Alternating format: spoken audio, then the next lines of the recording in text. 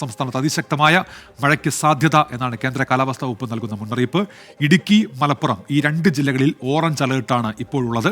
8 ജില്ലകളിൽ യെല്ലോ അലേർട്ടുണ്ട്. അത് ഏതൊക്കെ ജില്ലകളാണെന്ന് ചോദിച്ചാൽ തിരുവനന്തപുരം, കൊല്ലം, പത്തനംതിട്ട, കോട്ടയം, എറണാകുളം, പാലക്കാട്, കോഴിക്കോട്, വയനാട് ജില്ലകളിൽ ഇപ്പോൾ ഈ യെല്ലോ അലേർട്ടും നിലനിൽക്കുന്നുണ്ട്. മഴയ്ക്കൊപ്പം ശക്തമായ കാറ്റിനും ഇടിമിന്നലിനും സാധ്യതയുണ്ട്. അതുകൊണ്ട് ജാഗ്രത പാലിക്കണമെന്നാണ് കാലാവസ്ഥാ മുന്നറിയിപ്പ്.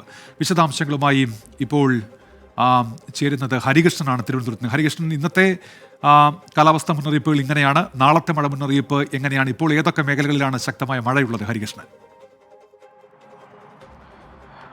ഉന്മേഷ്, ഒരു ഇടവേളയ്ക്ക് ശേഷം വീണ്ടും സംസ്ഥാനത്ത് കാലവർഷം അല്ലെങ്കിൽ മഴ സജീവമാകുകയാണെന്നുള്ളതാണ് കാലാവസ്ഥാ വകുപ്പ് നൽകിയിരിക്കുന്ന പ്രധാനപ്പെട്ട മുന്നറിയിപ്പ്. സംസ്ഥാനത്ത് വരും ദിവസങ്ങളിൽ മഴ കനക്കുമെന്ന് തന്നെയാണ്. ഇന്ന് 10 ജില്ലകളിലാണ് മഴ മുന്നറിയിപ്പ് ഉള്ളത്.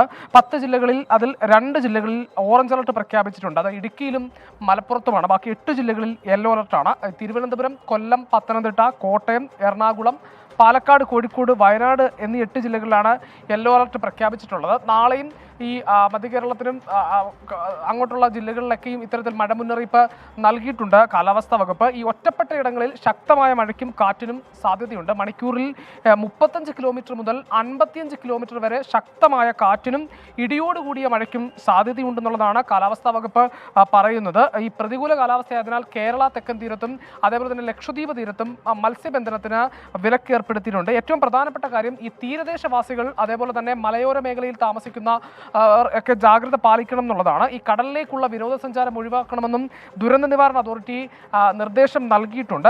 അതേപോലെ തന്നെ ഈ അണക്കെട്ടുകളുടെ താഴെ താമസിക്കുന്നവരും ജാഗ്രത പാലിക്കണം. മലയോര മേഖലയിലേക്കുള്ള രാത്രി സഞ്ചാരം ഒഴിവാക്കണം.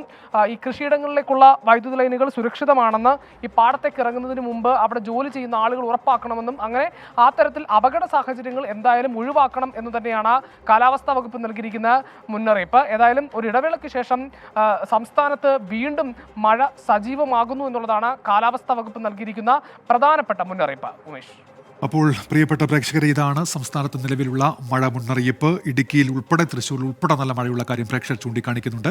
കാലാവസ്ഥാ മുന്നറിയിപ്പുകൾ കൃത്യമായി അതുമായി ബന്ധപ്പെട്ട ജാഗ്രതാ നിർദ്ദേശങ്ങൾ പാലിക്കുക. മലയോര മേഖലകളിലേക്ക് ഈ രാത്രി സമയത്ത് കനത്ത മഴ നിൽക്കുന്ന സാഹചര്യത്തിലുള്ള യാത്രകളൊക്കെ ഒഴിവാക്കാൻ ശ്രദ്ധിക്കുമല്ലോ. ആ നിലയ്ക്കുള്ള മുന്നറിയിപ്പുകളൊക്കെ പ്രേക്ഷകർ പാലിക്കുമല്ലോ. ഹരികൃഷ്ണനാണ് ഇപ്പോൾ തിരുവനന്തപുരത്ത് നിന്ന് വാർത്തയുടെ വിശദാംശങ്ങൾ നൽകിയത്.